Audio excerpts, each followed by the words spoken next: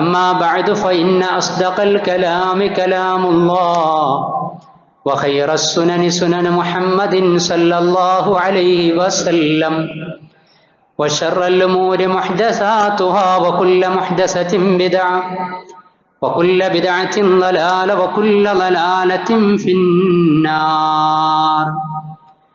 يا أيها الذين آمنوا اتقوا الله حق تقاته ولا تموتن إلا وأنتم مسلمون. أعوذ بالله من الشيطان الرجيم. بسم الله الرحمن الرحيم. والذين هاجروا في الله من بعد ما ظلموا لنبوئنهم في الدنيا حسنة ولأجر الآخرة أكبر لو كانوا يعلمون. اللهم رب اشرح لي صدري ويسر لي أمري واحلل عقدة من لساني يفقه قولي. إن أريد إلا الإصلاح ما استطعت وما توفيقي إلا بالله عليه توكلت وإليه أنيب. സ്നേഹം നിറഞ്ഞ സഹോദരി സഹോദരന്മാരെ, സത്യവിശ്വാസി വിശ്വാസിനികളെ, പരമകാരുണ്യകനും കരുണാവാരിധിയുമായ പടച്ച റബ്ബിന്റെ പരിശുദ്ധ ദീനുൽ ഇസ്ലാമിന്റെ സർവ വിധിവിലക്കുകളും മുറുകെ പിടിച്ച് ജീവിതത്തിന്റെ എല്ലാ സമയ സന്ദർഭങ്ങളെയും സർവശക്തനായ പടച്ച റബ്ബിനെ സമർപ്പിച്ച് സന്മാർഗത്തിൽ അടിയുറച്ച് സൽക്കർമ്മനിരതമായി ജീവിക്കുന്ന മുവഹിദുകളും മുത്തഖീങ്ങളുമാകുന്ന മുസ്ലിമീങ്ങളിൽ ഉൾപ്പെടണമേ എന്ന് എന്നെയും നിങ്ങളെയും ഒരുമിച്ച് ഉണർത്തുകയാണ്, തഖ്വ കൊണ്ട് വസിയത്ത് ചെയ്യുകയാണ്. അള്ളാഹുവിന്റെ ഇഷ്ട ദാസന്മാരിൽ ഉൾപ്പെടുവാനുള്ള മഹാഭാഗ്യം മരിക്കുവോളം അവൻ നമുക്കേവർക്കും നൽകി അനുഗ്രഹിക്കുമാറാകട്ടെ. വലിയ ആരവങ്ങളൊന്നുമില്ലാതെ ഒരു പുതുവർഷം നമ്മിലേക്ക് കടന്നു വരികയാണ്. 1445 ഹിജറ വർഷം 3-4 ദിവസങ്ങൾക്കുള്ളിൽ 1446 മാറുകയാണ്. അഥവാ ആത്മീയമായ അനുഷ്ഠാന പരതയുള്ള ആരാധനകളുമായി ബന്ധപ്പെട്ടുകൊണ്ടുള്ള ഒരു ആത്മീയ വർഷം നമ്മുടെ ഐഹിക ജീവിതത്തിൽ നിന്ന് കൊഴിഞ്ഞു പോകുന്നു എന്നാണ് അതിൻ്റെ സാരം. പരിശുദ്ധ ഹജ്ജ് കർമ്മം സമാപിച്ചു. അതേപോലെ തന്നെ റമദാനും നമ്മിൽ നിന്ന് യാത്രയായി. സക്കാത്ത് നിർവഹിച്ചവരും സാമ്പത്തിക വ്യത്യാസങ്ങൾ അനുസരിച്ച് അത് നിർവഹിക്കാനുള്ളവരും അതുപോലെ തന്നെ നിരന്തരമായിട്ടുള്ള നമ്മുടെ അനുഷ്ഠാന മുറകളുമൊക്കെ ബന്ധപ്പെട്ട് കിടക്കുന്ന ചാന്ദ്രവർഷമായിട്ടുള്ള ഹിജറ വർഷം.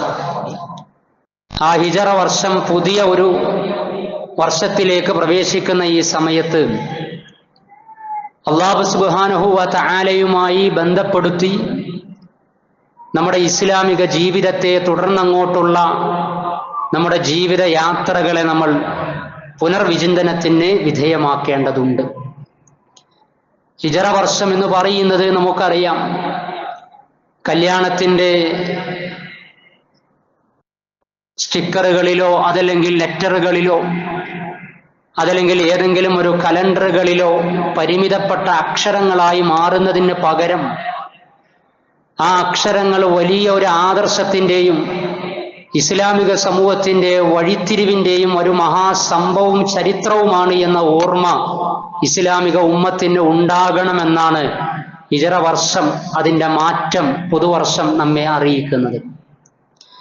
1400 വർഷങ്ങൾ ഇപ്പുറവും ഹിജറയെ അഥവാ ഹിജറ വർഷത്തെ നമ്മൾ ഈ വർത്തമാനത്തിൽ ആലോചിക്കുന്നു, അതിനെക്കുറിച്ച് സംസാരിക്കുന്നു എന്ന് പറയുന്നത് ഇസ്ലാമിക ഉമ്മത്തിന്റെ ഭാവിയുടെ ഭാഗതയും അഥവാ ഈ ഹിജറ തന്നെയാണ് നമുക്ക് ഇനി അങ്ങോട്ടുള്ള കരുതലും എന്ന ഒരു തിരിച്ചറിവ് ഈ സമയത്ത് ഉണ്ടാകണം എന്നാണ്. പല സമൂഹങ്ങൾക്കും പല മതവിഭാഗങ്ങൾക്കും ഒക്കെ അവരുടേതായ കാലഗണനയ്ക്ക് വേണ്ടിയിട്ട് ഉപയോഗപ്പെടുത്തുന്ന കലണ്ടർ സിസ്റ്റം ഉണ്ട് എങ്കിൽ ഇസ്ലാമിക ഉമ്മത്തിന്റെ കലണ്ടർ സിസ്റ്റമാണ് ഹിജ്രി കലണ്ടർ അല്ലെങ്കിൽ ഹിജറ കലണ്ടർ. നമ്മൾ അറബി മാസങ്ങൾ ക്ലിപ്തപ്പെടുത്തിയിട്ടുള്ള 60 വർഷം എന്നൊക്കെ നമ്മൾ പറയുന്നത്.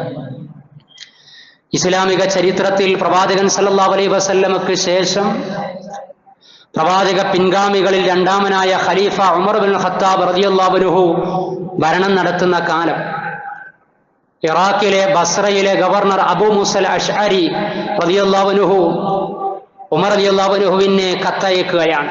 ഇസ്ലാമിക ലോകം വികസിതമാകുന്നു, ഇസ്ലാമിക രാഷ്ട്രങ്ങളും അതിൻ്റെ ഭരണ സംവിധാനങ്ങളുമൊക്കെ കൂടുതൽ മുന്നേറ്റങ്ങൾ നടത്തിക്കൊണ്ടിരിക്കുകയാണ്, പ്രവിശാലമാകുകയാണ്.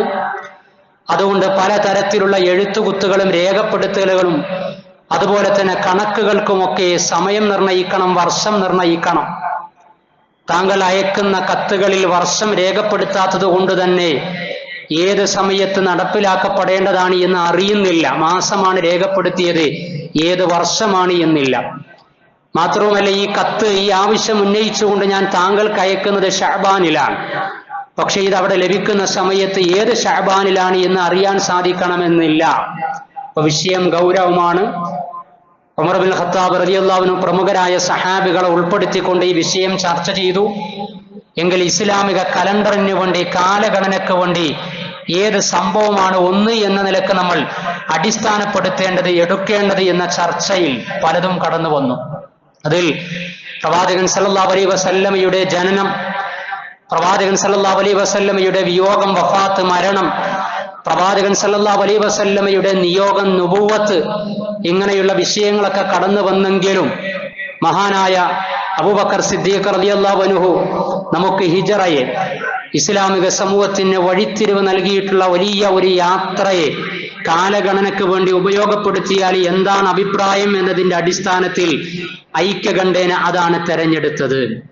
മക്കയിൽ നിന്ന് മദീനയിലേക്ക് ഇസ്ലാമിക ഉമ്മത്ത് നടത്തിയിട്ടുള്ള പലായനം, യാത്ര, ആ യാത്രയാകട്ടെ ഹിജറ 1 എന്ന നിലക്ക് കാലഗണനയ്ക്ക് വേണ്ടി നമുക്ക് ഉപയോഗപ്പെടുത്താം.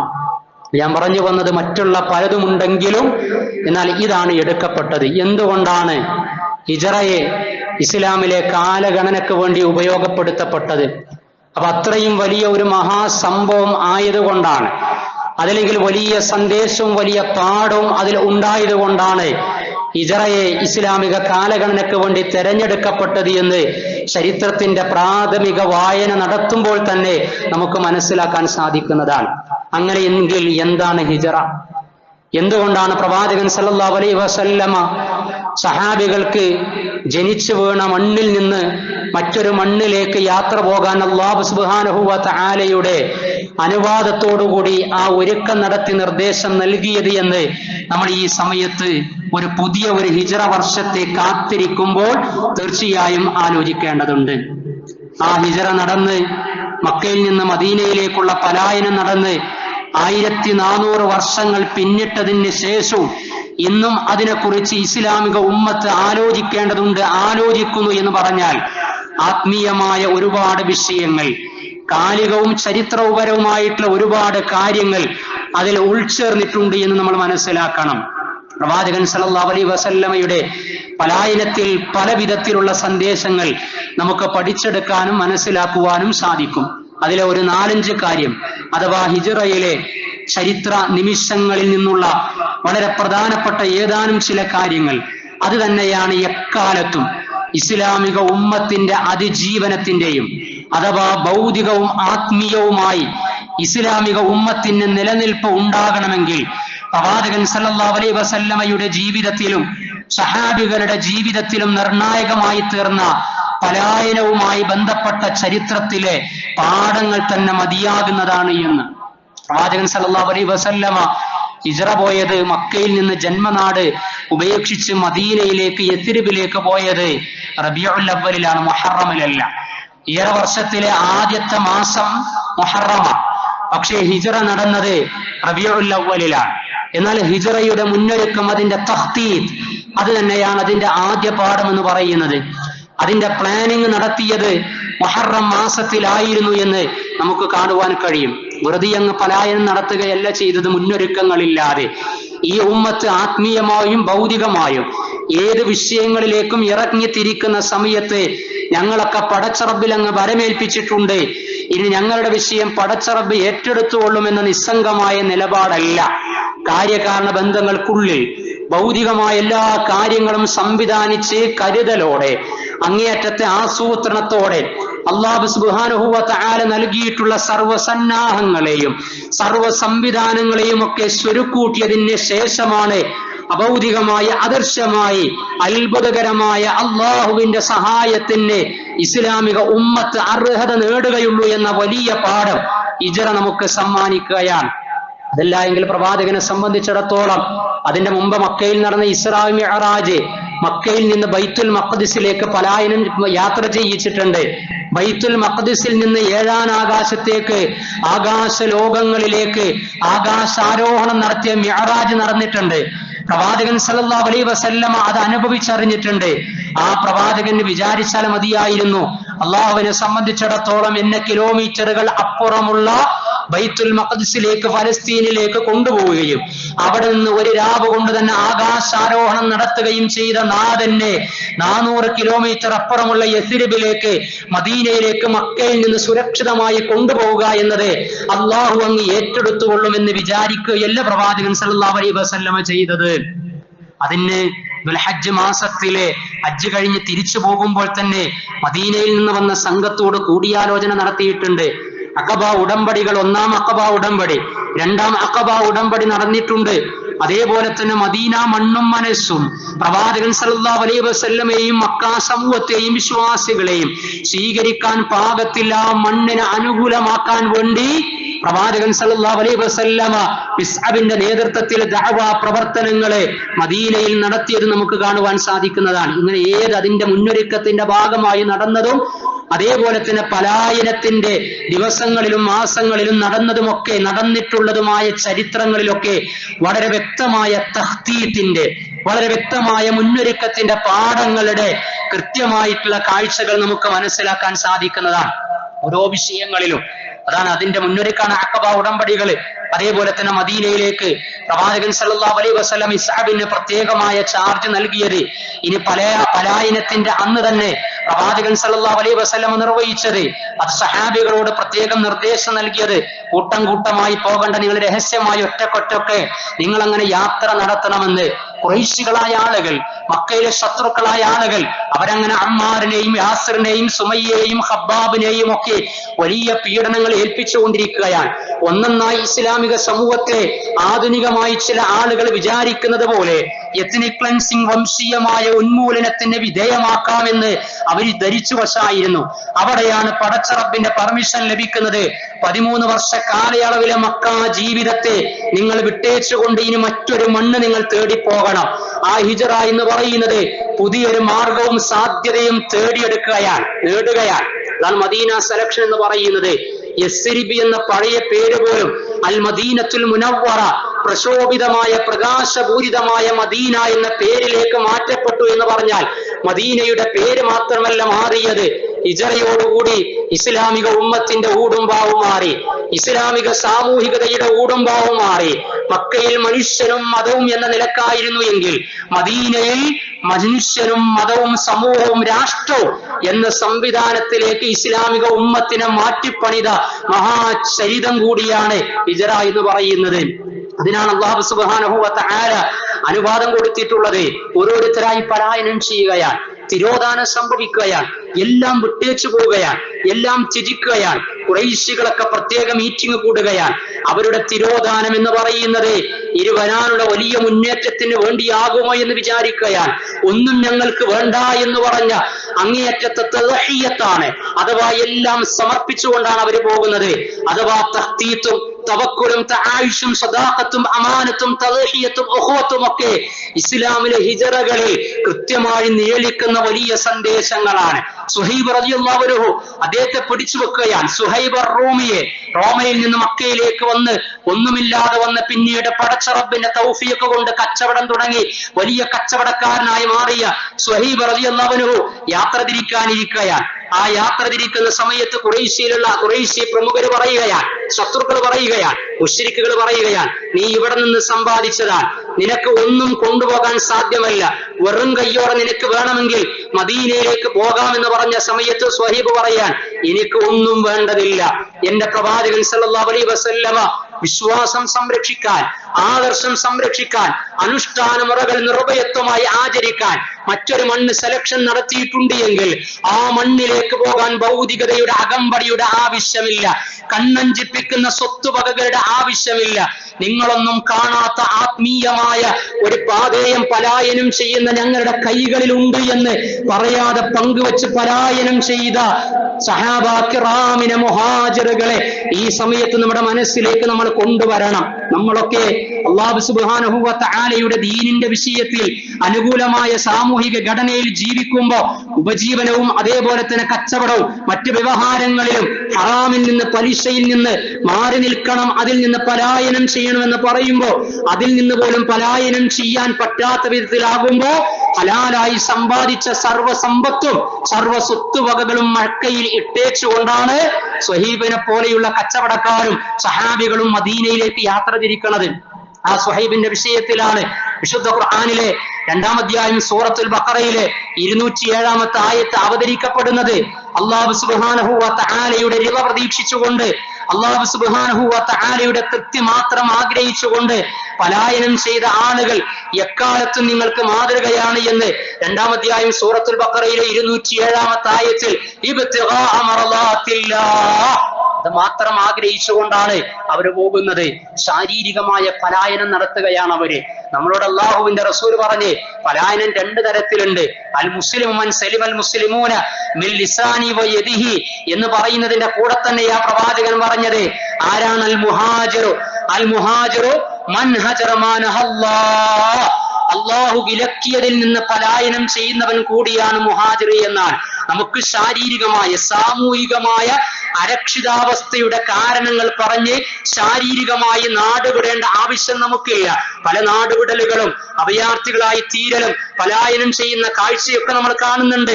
ഗസയിൽ നിന്ന് പലായനം ചെയ്ത ആളുകളെ, ഉക്രൈനിൽ നിന്ന് പലായനം ചെയ്ത ആളുകളെ, ആഫ്രിക്കൻ രാജ്യങ്ങളിൽ നിന്ന് പലായനം ചെയ്ത ആളുകൾ, മ്യാൻമറിൽ നിന്ന് റോഹിംഗ്യൻ അഭയാർത്ഥികളുടെ പലായനങ്ങളൊക്കെ ചരിത്രത്തിൽ ഇടതടവില്ലാതെ പലായനങ്ങൾ നമ്മൾ കണ്ടുകൊണ്ടിരിക്കുകയാണ് എങ്കിൽ മക്കയിൽ നിന്ന് മദീനയിലേക്ക് പ്രവാചകന്റെ സഖാക്കൾ പലായനം നടത്തിയത് ആത്മീയമായ അന്തസ്സിന് വേണ്ടിയായിരുന്നു, അനുഷ്ഠാന മുറകളുടെ ആചരണത്തിന് വേണ്ടിയായിരുന്നു, തൗഹീദിന്റെ സംരക്ഷണത്തിനും നിലനിൽപ്പിനും വേണ്ടിയായിരുന്നു.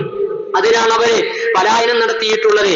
ആ പലായനം വെറുതെയാവുകയില്ല എന്നാണ് ഞാൻ അമുഖമായി ഓതിവെച്ച ആയത്തിൽ അല്ലാഹു പറയുന്നത്. വല്ലദീന ഹാജറു, ഒരു വിഭാഗമുണ്ട് അവർ പലായനം ചെയ്തവരാണ്, നാടും വീടും വിട്ടേച്ചു പോയവരാണ്. ഫില്ലാഹി, അല്ലാഹുവിന്റെ മാർഗത്തിൽ, മിൻ ബഅദി മാ ളുലിമു, അവർ അന്യായമായ അക്രമത്തിന് വിധേയരായി, ലനുബവ്വിഅന്നഹും ഫിദ്ദുനിയാ ഹസന, അവർ പലായനം ചെയ്തിട്ടുണ്ട് എങ്കിലും പിന്നീട് അവർക്ക് ഈ ദുനിയാവിൽ തന്നെ അവർക്ക് നാം സ്ഥൈര്യവും സ്ഥാനവും പദവിയും നന്മയും നൽകുന്നതാണ്. വലഅജ്റുൽ ആഖിറത്തി അക്ബർ, അനശ്വരമായ പരലോകത്ത് ഇതിനേക്കാളും വലിയ പ്രതിഫലം അവരുടെ ത്യാഗത്തിന്റെ പേരിൽ കാത്തിരിക്കുന്നുണ്ട്. ലൗ കാനൂ യഅലമൂൻ, അവർ കാര്യങ്ങൾ അറിയുന്നവരാണ് എങ്കിൽ. അല്ലാഹു പറയാൻ ഒരു പലായനം ചെയ്തതുകൊണ്ട് ഇനി എല്ലാ കാലത്തേക്കും പലായനം ചെയ്ത് അവിടെ എന്നതല്ല. ഞാൻ നേരത്തെ പറഞ്ഞ കണ്ടീഷൻ ഒന്നൊന്നായി പലായനത്തിന്റെ മർമ്മവും ധർമ്മവും അങ്ങേയറ്റത്തെ ഇഖ്ലാസും പാലിച്ചുകൊണ്ട് നാട് വിട്ടേച്ചു പോയി കഴിഞ്ഞാൽ ആത്യന്തികമായി ഉമ്മത്തിന് രക്ഷ ലഭിക്കുമെന്ന് ഹിജ്റയിലൂടെ, ആ ഹിജ്റക്ക് ശേഷമുള്ള പിരീഡിലൂടെ, മക്ക വിജയത്തിലൂടെ, മദീനയിലേക്ക് വന്നതിലൂടെ, മദീനയിൽ നിന്ന് മക്കയിലേക്ക് തിരിച്ചു വന്നതിലൂടെ, അതേപോലെ തന്നെ മദീനയിലേക്ക് എത്തിയതിന് ശേഷം ഇസ്ലാമിക ഉമ്മത്തിന് ലഭിച്ച നിഅമത്തുകളിലൂടെ ലനുബവ്വിഅന്നഹു, അല്ലാഹു സുബ്ഹാനഹു വ തആല ഹസനത്ത് നൽകുമെന്ന് പറയുന്ന വാഗ്ദാനം വെറുതെ പറഞ്ഞതല്ല എന്ന് മനസ്സിലാക്കാൻ കഴിയും. അല്ലാഹു പറഞ്ഞതുപോലെ അവർ ആ ദൗത്യം നിർവഹിച്ചു, ആ കർമ്മം നിർവഹിച്ചു. ഒഴിവാക്കേണ്ടതെല്ലാം അവർ ഒഴിവാക്കി. അതാണ് സ്വന്തത്തിന് ആവശ്യമുള്ളതൊക്കെ, അല്ലെ, ഭൗതികമായി സമ്പാദിച്ചതൊക്കെ അനശ്വരമായ ആവശ്യത്തിന് വേണ്ടി ഉപേക്ഷിച്ചുകൊണ്ട് അവർ പലായനം ചെയ്തു. 9-ാം അധ്യായം സൂറത്തു തൗബയിലെ 20-ാമത്തെ ആയത്തിലും അല്ലദീന ആമനു, വിശ്വസിച്ച ആളുകൾ, വഹാജറു, അവരതാ പലായനം ചെയ്യുകയാണ്, വജാഹദു, അള്ളാന്റെ മാർഗത്തിൽ ധർമ്മസമരം ചെയ്യുകയാണ്, ഫീ സബീലില്ലാ, അള്ളാന്റെ വഴിച്ചാരയിൽ, ബിഅംവാലിഹിം, സമ്പത്ത് കൊണ്ട്, വഅൻഫുസിഹിം, ശരീരം കൊണ്ട്, അഅ്ളമു ദറജ, അവർക്ക് അല്ലാഹുവിന്റെ സവിധത്തിൽ വലിയ ദറജയുണ്ട്, പദവിയുണ്ട്. വഉലൈക ഹുമുൽ ഫായിസൂൻ, അവർ തന്നെയാണ് വിജയികൾ. പ്രത്യക്ഷമായി നോക്കിക്കഴിഞ്ഞാൽ അവർ പലായനം ചെയ്യുന്നത് കൊണ്ട് ഭൗതികമായ കഷ്ടതകൾ, നഷ്ടങ്ങൾ എന്ന് നമ്മൾ വിചാരിക്കും.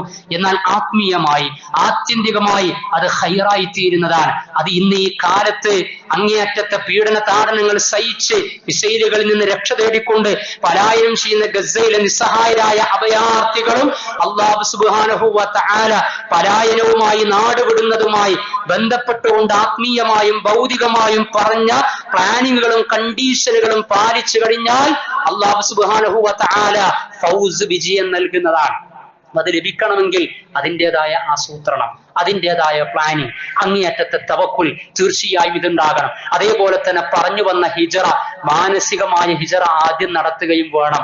മക്കയിൽ നിന്ന് മദീനയിലേക്ക് നിങ്ങൾ നാടുവിടണം, സ്വത്തും സമ്പത്തും കുടുംബവും എല്ലാം വിട്ടേച്ച് പോകണമെന്ന് സഹാബികളോട് പറഞ്ഞ സമയത്ത് അവർക്കത് ഏറ്റെടുക്കാൻ സാധിച്ചത് മാനസികമായ ഹിജറ അവർ പണ്ടേ നടത്തിയത് കൊണ്ടാണ്. ഹിജറത്തുൻ ബദനിയയും ഹിജറത്തുൻ നഫ്സിയയും ഉണ്ട്. മാനസികമായ ഹിജറയിൽ അള്ള വിലക്കിയതിൽ നിന്ന്, ഹറാമിൽ നിന്ന്, ശിർക്കിൽ നിന്ന്, അനാചാരങ്ങളിൽ നിന്ന്, സാമ്പത്തിക അധർമ്മങ്ങളിൽ നിന്ന്, സർവ തിന്മകളിൽ നിന്നും അള്ളാഹു എന്തൊക്കെ വിലക്കിയിട്ടുണ്ടോ അതിൽ നിന്നൊക്കെ മാറി സഞ്ചരിക്കാൻ പാകത്തിലുള്ള മാനസികാവസ്ഥയിലേക്ക്, ഇസ്ലാമിക തസ്കിയത്തിലേക്ക് എത്തിയ ആ വിഭാഗത്തോട്, ആ ഉമ്മത്തിനോട്, സഹാബികളോട് നിങ്ങൾ നാട് വിടണമെന്ന് പറഞ്ഞപ്പോ അവർക്ക് മറ്റൊന്ന് മറുത്ത് പറയാനോ ചിന്തിക്കാനോ ഉണ്ടായിരുന്നില്ല. അവർ ശാരീരിക ചലനത്തിന് വേണ്ടി അഥവാ മാറ്റത്തിന് വേണ്ടി അവർ കാത്തിരിക്കുന്നത് പോലെയാണ് അവർ പലായനം നടത്തിയത്. എല്ലാ ഒരുക്കങ്ങളും നടത്തി പ്രവാചകൻ സല്ലല്ലാഹു അലൈഹി വസല്ലമ ആ തഖ്തീത്ത് ഭംഗിയാക്കി. പ്രവാചകന്റെ ജീവൻ പണയപ്പെട്ട സമയത്ത് അല്ലാഹു സുബ്ഹാനഹു വ തആലയുടെ നിർദ്ദേശം അനുസരിച്ച് ഭൗതികമായി ചെയ്യേണ്ട നടപടിക്രമങ്ങൾ പൂർത്തിയാക്കി തന്റെ വിരിപ്പിൽ അലി ഇബ്നു അബീ ത്വാലിബ് റളിയല്ലാഹു അൻഹുവിനെയാണ് കിടത്തിയത്. എന്നിട്ടാണ് പ്രവാചകൻ സല്ലല്ലാഹു അലൈഹി വസല്ലം പോകുന്നത്. ആ പോകുന്ന വഴികളിലൊക്കെ സാധാരണ മക്കയിൽ നിന്ന് മദീനയിലേക്ക് പോകുന്ന വഴി പിന്നെ സാധാരണ പോകുന്ന വഴിയിൽ നിന്ന് വ്യത്യസ്തമായി കൊണ്ട് മറ്റൊരു വഴിയാണ് സ്വീകരിച്ചത്. ആ വഴിയിലൂടെ പോകാനുള്ള കാരണം പെട്ടെന്ന് പിടിക്കപ്പെടാതിരിക്കാൻ വേണ്ടി 3ലധികം ദിവസം സൗർ ഗുഹയിൽ അവരെ താമസിക്കുകയാണ്. തന്റെ കൂടെ അനുയായിയായി സിദ്ദീഖുൽ അക്ബർ റളിയല്ലാഹു അൻഹുവിനെ കൂട്ടുകയാണ്. അസ്സദാഖ, ഇന്നേവരെ ലോകം കണ്ടിട്ടില്ലാത്ത മനോഹരമായ ആത്മീയതയുടെ അതിജീവനത്തിന്റെ ഒരു സൗഹൃദം സിദ്ദീഖുൽ അക്ബറും പ്രവാചകൻ സല്ലല്ലാഹു അലൈഹി വസല്ലമയും തമ്മിലുള്ള ബന്ധത്തിലൂടെ കാണുകയാണ്. അവർ ആ ഗുഹയിൽ ഇരിക്കുമ്പോ ഗുഹാമുഖത്ത് ശത്രുക്കളുടെ നിഴലാട്ടം ഒച്ച കണ്ട സമയത്ത് സിദ്ദീഖുൽ അക്ബർ പേടിച്ചുപോയി, പ്രവാചകൻ പിടിക്കപ്പെടുമോ എന്ന്. ആ സമയത്ത് പ്രവാചകൻ പങ്കുവച്ചത് പിന്നീട് വിശുദ്ധ ഖുർആൻ നമ്മോട് അറിയിച്ചത് സൂറത്തു ശുഅറായിൽ ഇദ്ഹുമാ ഫിൽ ഗാരി, ആ രണ്ടുപേരും ഗുഹയിൽ രണ്ടുപേരും ഒറ്റക്കായ സമയത്ത് അവർക്ക് ഭയപ്പാടുണ്ടായി. ശത്രുക്കൾ പിടിക്കപ്പെടുമോ എന്ന് സിദ്ദീഖുൽ അക്ബർ പ്രവാചകനോട് ചോദിച്ചപ്പോ ലാ തഹ്സൻ, ദുഃഖിക്കണ്ട, ഭയപ്പെടണ്ട, ഇന്നല്ലാഹ മഅനാ, അല്ലാഹു നമ്മുടെ കൂടെയുണ്ട് എന്നാണ്. അത് വെറും ഒരു സൗർ ഗുഹയിൽ മാത്രമുള്ള ഒരു സന്ദേശമല്ല. ഇസ്ലാമിക ഉമ്മത്ത് എന്ന് അരക്ഷിതമാകുന്നുവോ, എന്ന് ദുഃഖിക്കുന്നുവോ, എന്ന് പ്രയാസപ്പെടുന്നുവോ, നമ്മുടെ രണ്ടാളാണ് എങ്കിൽ അതിൽ മൂന്നാമതായി പടച്ചറബുണ്ട്. നമ്മളും നമ്മുടെ ഇണയും പരീക്ഷണത്തിലാണ് എങ്കിൽ ഒറ്റക്കല്ല, പടച്ചറബ് കൂടെയുണ്ട്. നമ്മളും നമ്മുടെ മകനും തമ്മിൽ കുടുംബത്തിൽ പരീക്ഷണത്തിലാണ് എങ്കിൽ പടച്ചറബ് കൂടെയുണ്ട്. രണ്ട് പാർട്ട്ണറായി രണ്ടുപേര് കച്ചവടം നടത്തി അങ്ങേയറ്റത്തെ പ്രയാസങ്ങളിലും പരീക്ഷണങ്ങളിലും പ്രതിബന്ധങ്ങളിലുമാണ് എങ്കിൽ, ഹലാലാണ് എങ്കിൽ മൂന്നാമതായി പടച്ചറബ് കൂടെയുണ്ട്. ഇങ്ങനെ പല മാനങ്ങളിലേക്കും പല സാധ്യതകളിലേക്കും കൊണ്ടുപോകാൻ കഴിയുന്ന തവക്കുലിന്റെ വല്ലാത്ത പ്രയോഗമാണ് ലാ തഹ്സൻ ഇന്നല്ലാഹ മഅനാ, ദുഃഖിക്കരുത്, അല്ലാഹ് കൂടെയുണ്ട് എന്നത്. അത് ഹിജ്റയുടെ തവക്കുലിന്റെ പാഠമാണ്. അതേപോലെ തന്നെ തആയിഷ്, അങ്ങേയറ്റത്തെ സഹവർത്തനം പ്രവാചകൻ സല്ലല്ലാഹു അലൈഹി വസല്ലമ കാണിച്ചു. പലായനം ചെയ്യുന്ന സമയത്ത്, നാടുവിടുന്ന സമയത്ത്, ജീവിതം പോലും പണയപ്പെടുത്തപ്പെട്ട സമയത്ത് ഗൈഡായി സ്വീകരിച്ചത് വിശ്വസ്തനായ അമുസ്ലിമായ സഹോദരന്റെ സുഹൃത്തിനെയായിരുന്നു. അതാണ് അബ്ദുല്ലാഹ് ഇബ്നു ഉറൈഖത്ത് എന്ന് പറയുന്നത്. മുശ്രിക്കായ മനുഷ്യനാണ്, പക്ഷേ വിശ്വസ്തനായിരുന്നു. ആ വിശ്വസ്തത എന്ന കണ്ടീഷൻ പാലിക്കാൻ പറ്റും എന്ന് പറയുന്ന വ്യക്തി ഇസ്ലാമിക സന്മാർഗത്തിലല്ലാഞ്ഞിട്ട് പോലും സെലക്ഷൻ നടത്തിയെങ്കിൽ ഒരു പ്ലൂറൽ സൊസൈറ്റിയിൽ വിശ്വസ്തതയുള്ള, വർഗീയതയില്ലാത്ത, വംശീയ ചിന്തയില്ലാത്ത ആളുകളുമായി നിങ്ങൾക്ക് സഹവർത്തനം നടത്താം, നിങ്ങൾക്ക് സാമൂഹിക ജീവിതത്തിന്റെ ഈഴപ്പങ്ങൾ മുന്നോട്ട് കൊണ്ടുപോകാം എന്ന വലിയ പാഠം കൂടി ഹിജ്റയിൽ ഗൈഡായിക്കൊണ്ട്, മദീനയിലേക്കുള്ള വഴികാട്ടിയായിക്കൊണ്ട് അമുസ്ലിമായ അബ്ദുല്ലാഹ് ഇബ്നു ഉറൈഖിത്തിനെ സെലക്ഷൻ നടത്തിയതിലൂടെ പ്രവാചകൻ പഠിപ്പിക്കുകയാണ് സമൂഹത്തിൽ ഉണ്ടാകേണ്ട അനിവാര്യമായ സഹവർത്തനത്തെ കുറിച്ച്. അതേപോലെ തന്നെ അമാനത്തിന്റെ വിഷയം. പ്രവാചകൻ പലായനം ചെയ്യുന്നതിന്റെ മുമ്പ് തന്നിൽ ഏൽപ്പിച്ച സ്വത്തുവകകളൊക്കെ ആരിൽ നിന്നാണ് ഏറ്റെടുത്തത് എങ്കിൽ അവർക്ക് തിരിച്ചു കൊടുക്കാൻ വേണ്ടിയിട്ട് പ്രവാചകൻ സല്ലല്ലാഹു അലൈഹി വസല്ലമ അലി റളിയല്ലാഹു അൻഹു ചുമതല കൊടുത്തു. ഏതായാലും ഈ നാട്ടുകാരനെ പുറത്താക്കാൻ, പിന്നെ ആ നാട്ടുകാരനിൽ നിന്ന് ഞാൻ ഏറ്റെടുത്ത അമാനത്ത് സ്വത്തുക്കളുമായി പോകാം എന്നല്ല വിചാരിച്ചത്. അത് ഈ അമാനത്താണ്, അത് വിശ്വസ്തതയാണ്, ഏൽപ്പിക്കപ്പെട്ട മുതലാണ്. അതിന്റെ ആളുകൾക്ക് തന്നെ പോകുന്നതിന് മുമ്പ് തിരിച്ചു കൊടുക്കണം. നമ്മളും പലായനമല്ലെങ്കിലും പല യാത്രകളും നടത്താറുണ്ട്. ആ യാത്രകളിലൊക്കെ നമ്മുടെ സാമ്പത്തിക ഇടപാടുകളും അനാമത്ത് മുതലുകളും അമാനത്തുകളുമായി ബന്ധപ്പെട്ട് നമ്മളൊക്കെ നിർവഹിക്കാറുള്ള കാര്യം കൂടി ഇതിനോട് ചേർത്ത് വായിക്കേണ്ടതുണ്ട്. അതേപോലെ അൽ ഉഖുവ, അങ്ങേയറ്റത്തെ സാഹോദര്യം. പ്രവാചകൻ സല്ലല്ലാഹു അലൈഹി വസല്ലമ മദീനയിലെത്തിയപ്പോ ആ മദീനയിലുള്ള ആളുകളാണ് പിന്നീട് അൻസാറുകൾ എന്ന പേരിൽ അറിയപ്പെട്ടത്. ഹജ്ജിനും ഉംറക്കൊക്കെ പോകുമ്പോ മക്കയിൽ നിന്ന് മദീനയിൽ സന്ദർശനം നടത്തുമ്പോൾ മദീനയുടെ ഗന്ധത്തിനൊരു സവിശേഷതയുണ്ട്. മദീനയിലെ സഹാബികൾക്ക് മറ്റൊരു മാറ്റൊലിയും പ്രത്യേകതയും ഉണ്ട് എന്ന് പറയാറുണ്ട്. മക്കയും മദീനയും വിഭിന്നമാണ് എന്ന് പറയാറുണ്ട്. അഥവാ മദീന എന്ന് പറയുന്നത് പലായനം ചെയ്തു വരുന്ന മുഹാജിറുകളായ അൻസാറുകളെ എല്ലാം പകുത്തു കൊടുത്തുകൊണ്ട് സ്വീകരിച്ച അങ്ങേയറ്റത്തെ സഹായത്തിന്റെ, സാഹോദര്യത്തിന്റെ, ഇസ്ലാമിക ഉമ്മത്തിന്റെ ഐക്യബോധത്തിന്റെ ഊട്ടിയുറപ്പിക്കലിന്റെ അതിശക്തമാവും അതിമനോഹരവുമായ ചരിത്ര നിമിഷമാണ് മദീന പഠിപ്പിക്കുന്നത്, അൻസാറുകൾ പഠിപ്പിക്കുന്നത്. കൃഷിയിടങ്ങൾ പകുത്തുകൊടുത്തു. ഭാര്യമാരിൽ നിന്ന് പോലും മൊഴി ചൊല്ലി വന്ന മുഹാജിറുകൾക്ക് കല്യാണം കഴിക്കുവാനുള്ള അവസരം ഉണ്ടാക്കി കൊടുത്തു. കച്ചവടത്തിൽ പങ്കുചേർത്തു. ഇങ്ങനെ പരസ്പരം പകുത്തുകൊടുത്ത് ഇന്നമൽ മുഅ്മിനൂന ഇഖ്വ എന്നത് ആർക്കെങ്കിലും എവിടെയെങ്കിലും കാണാതെ പോകുന്നുണ്ട് എങ്കിൽ ചെറിയ ചെറിയ കാര്യങ്ങളും കാരണങ്ങളും പറഞ്ഞ് ഇസ്ലാമിക ഉമ്മത്തിൽ പരസ്പരം പഴിചാരി വിള്ളൽ വരുത്തി മുന്നോട്ട് പോകുന്ന ആളുകൾ സന്നിഗ്ധമായി സമകാലിക ലോകത്ത് ഇസ്ലാമിക ഉമ്മത്തിന്റെ രക്ഷ മദീനയിലേക്ക് നമ്മൾ തിരിച്ചുപോയി മുഹാജിറുകളും അൻസാറുകളും തമ്മിൽ പരസ്പരം ജീവിച്ച ആ സാഹോദര്യ ജീവിതത്തെ വീണ്ടെടുക്കണം എന്നുകൂടി പഠിപ്പിക്കുകയാണ്. ഇങ്ങനെ തഖ്തീത്തിന്റെ, പ്ലാനിങ്ങിന്റെ, തവക്കുലിന്റെ, അള്ളാഹുവിൽ വരമേൽപ്പിക്കലിന്റെ, അത്തആയിഷ് അഥവാ നോൺ മുസ്ലിം മുസ്ലിം സൗഹൃദത്തിന്റെ, അസ്സദാഖ രണ്ടുപേർ തമ്മിലുള്ള ആത്മീയമായ സുഹൃത്ത് ബന്ധത്തിന്റെ, അമാനത്ത് ഏറ്റവും ഭംഗിയായിട്ട് നിർവഹിച്ചതിന്റെ, അത്തളഹിയത്ത് എല്ലാം വിട്ടേച്ചുകൊണ്ട് മറ്റൊരു നാട് സെലക്ഷൻ നടത്തിയതിന്റെ, അൽ ഉഖുവ ഇസ്ലാമിക ഉമ്മത്തിൽ അനിവാര്യമായി ഉണ്ടായിരിക്കേണ്ട സാഹോദര്യം പൂത്തുലഞ്ഞ വലിയ ഒരു ചരിത്രമാണ് ഹിജറ എന്ന് പറയുന്നത്. അതുകൊണ്ടാണ് ആ ഹിജറയെ തന്നെ ഇസ്ലാമിക കാലഗണനക്ക് വേണ്ടിയിട്ട് ഉമർ റളിയല്ലാഹു അൻഹുവിന്റെ കാലത്ത് സെലക്ഷൻ നടത്തിയിട്ടുള്ളത്. ഈ ചരിത്രം പറയാനുള്ളതല്ല, ഇതിന്റെ ആവർത്തനവും ഇതിന്റെ ആവിഷ്കാരവും എവിടെയെല്ലാമാണോ വേണ്ടത് അത് നടത്താൻ വേണ്ടിയാകട്ടെ ഈ പുതുവർഷത്തിലേക്ക് പ്രവേശിക്കുന്ന സമയത്ത് നമ്മുടെ പ്രഥമവും പ്രധാനവുമായ ചിന്ത അള്ളാഹു നമ്മെ അനുഗ്രഹിക്കുമാറാകട്ടെ.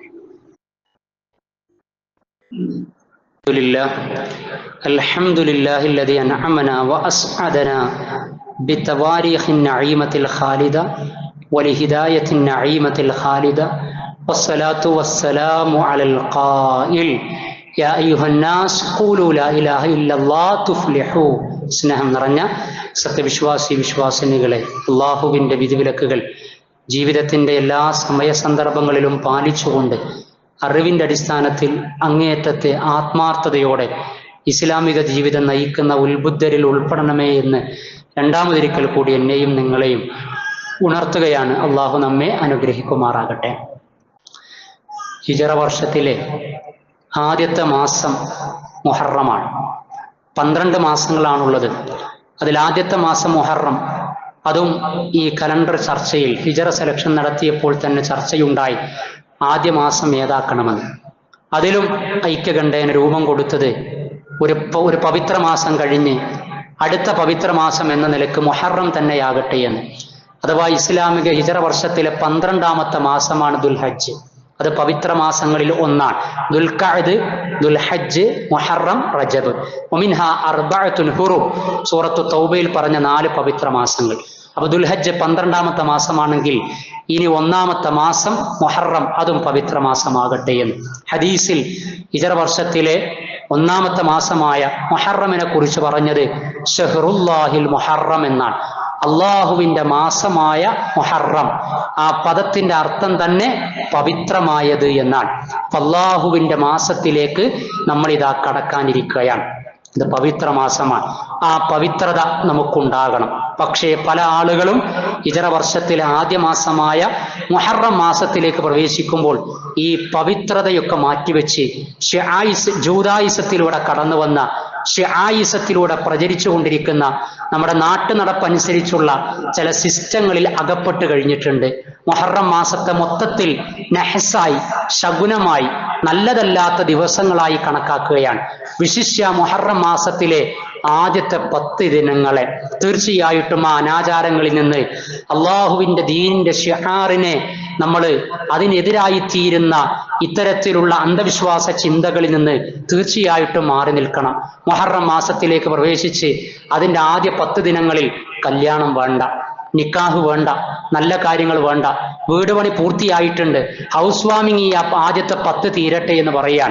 അതേപോലെ തന്നെ നിക്കാഹിന് ആദ്യത്തെ 10 തീരട്ടെ എന്ന് പറയാൻ. കച്ചവട സ്ഥാപനം ഉദ്ഘാടനത്തിന് എല്ലാ ഒരുക്കങ്ങളും കഴിഞ്ഞു, ആ ചൊവ്വാഴ്ച ഒന്ന് ബുധനാഴ്ച ആകട്ടെ എന്ന് ചില ആളുകൾ. അതല്ലെങ്കിൽ ആദ്യത്തെ 10 ദിനങ്ങൾ കഴിയട്ടെ എന്ന്. ഇങ്ങനെ ദിവസങ്ങളെ പഴിക്കുന്ന ആളുകളുണ്ട്, സമയത്തെ പഴിക്കുന്ന ആളുകളുണ്ട്. അതേപോലെ തന്നെ മുഹറത്തിൽ ആദ്യത്തെ 10 മുഹറം മാസത്തെ മറഞ്ഞു കാണാൻ പാടില്ല എന്ന് പറയുന്ന ആളുകളുണ്ട്. അത് നഹസാണ്, ദുശകുനമാണ്. അതിലൊരു നല്ല കാര്യം തുടങ്ങിക്കഴിഞ്ഞാൽ പിന്നെ അത് വിജയിക്കുകയില്ല എന്ന് പറയാൻ പാടില്ല. ഈമാനിൽ അത് ശിർക്ക് കലർത്തലാണ്. ഖൈറുൻ ഷർറൊക്കെ നിശ്ചയിക്കൽ അല്ലാഹുവാൻ. വലാ തസുബ്ബു ദഹ്റ, നിങ്ങൾ കാലത്തെ പഴിക്കാൻ പാടില്ല എന്നാണ്. നമുക്ക് വല്ല തിന്മയും സംഭവിക്കുന്നുണ്ടെങ്കിൽ അതൊന്നും കാലത്തിന്റെ പ്രശ്നമല്ല, അതൊക്കെ സംഭവിക്കുന്നത് നമ്മുടെ കർമ്മഫലമായി കൊണ്ടാണ്. അതാണ് ആദ്യ സമൂഹത്തെ അള്ളാഹു നശിപ്പിച്ചത്. ആ നശിപ്പിക്കപ്പെട്ട ദിനത്തെക്കുറിച്ച് നഹ്സി എന്ന് പറഞ്ഞു. കാരണം അവരെ സംബന്ധിച്ചിടത്തോളം, അധർമ്മകാരികളെ സംബന്ധിച്ചിടത്തോളം അത് നഹ്സായി. അതേ ദിനം തന്നെ വിശ്വാസികൾക്ക് ബർക്കത്തുമായി. കാരണം അവർ അനുഗ്രഹിക്കപ്പെട്ട, അവർ സംരക്ഷിക്കപ്പെട്ട ദിനമായിരുന്നു എന്ന് വിശുദ്ധ ഖുർആൻ പറയുന്നുണ്ട് 54-ാം അധ്യായം 19-ാം സൂക്തത്തിൽ. അതുകൊണ്ട് ഈ മുഹറം മാസത്തിലേക്ക് കടക്കുമ്പോൾ നമ്മൾ നഹ്സിന്റെ, ദുശകുനത്തിന്റെ, നെഗറ്റീവിന്റെ പിന്നാലെയല്ല നമ്മൾ പോകേണ്ടത്. ബി ഒപ്റ്റിമിസ്റ്റിക് അഥവാ ശുഭാപ്തി വിശ്വാസത്തോടുകൂടി കൂടുതൽ നന്മ ചെയ്യാൻ, നല്ല കാര്യങ്ങൾക്ക് തുടക്കം കുറിക്കാൻ. എന്റെ ഹൗസ് വാമിങ് അല്ലെങ്കിൽ എന്റെ കുറ്റിയടിക്കല്, എന്റെ വീട് പണി തുടങ്ങല്, എന്റെ മകളുടെ കല്യാണം ഈ ആദ്യത്തെ 10 ദിനങ്ങളിൽ ആയിരിക്കും എന്ന് പറയുകയാണ് നമ്മൾ വേണ്ടത്. കാരണം പവിത്ര മാസത്തിന്റെ ആ പവിത്രതയാണ് തീർച്ചയായിട്ടും നമ്മുടെ മനസ്സിൽ ഉണ്ടാകേണ്ടത്. മാത്രവുമല്ല, മറ്റൊരു മഹാചരിത്രത്തിന് കൂടി പിന്നെ വഴിയൊരുക്കിയ, സാക്ഷ്യം വഹിച്ച മാസം കൂടിയാണ് മുഹറം. മൂസാ നബി അലൈഹി സ്വലാത്തു വസ്സലാമയെ അല്ലാഹു സുബ്ഹാനഹു വ തആല ഫിർഔനിൽ നിന്ന് രക്ഷപ്പെടുത്തിയ മാസം കൂടിയാണ്. ആ ചരിത്രത്തെക്കുറിച്ചും അതിന്റെ സന്ദേശത്തെക്കുറിച്ചും ആശൂറ താസുആയിനെ കുറിച്ചും അതേപോലെ തന്നെ സങ്കടത്തിന് സാക്ഷ്യം വഹിച്ചിട്ടുള്ള കർബലയിലെ ദുരന്തത്തെക്കുറിച്ചും അതുമായി ബന്ധപ്പെട്ട് ഷിയായിസം ഈ സമൂഹത്തിൽ ഉണ്ടാക്കിക്കൊണ്ടിരിക്കുന്ന കാര്യങ്ങളെക്കുറിച്ചും ഇൻഷാ അല്ലാഹ് അടുത്ത ഖുതുബയിൽ സംസാരിക്കാവുന്നതാണ്. അല്ലാഹു സുബ്ഹാനഹു വ തആല തവക്കുലോടെ, തൗഹീദി ബോധത്തോടെ, തൽഹിയത്തോടെ, തഖ്വയോടെ, തസ്കിയത്തോടെ ഇസ്ലാമിക ജീവിതം നയിക്കാൻ ശ്രമം നടത്തുന്ന, ശ്രദ്ധ കാണിക്കുന്ന, സൂക്ഷ്മത കാണിക്കുന്ന മുത്തഖീങ്ങളായ മുസ്ലിമീങ്ങളിൽ അവൻ നമ്മെ ഉൾപ്പെടുത്തി അനുഗ്രഹിക്കുമാറാകട്ടെ. അല്ലാഹുവേ, ഒരു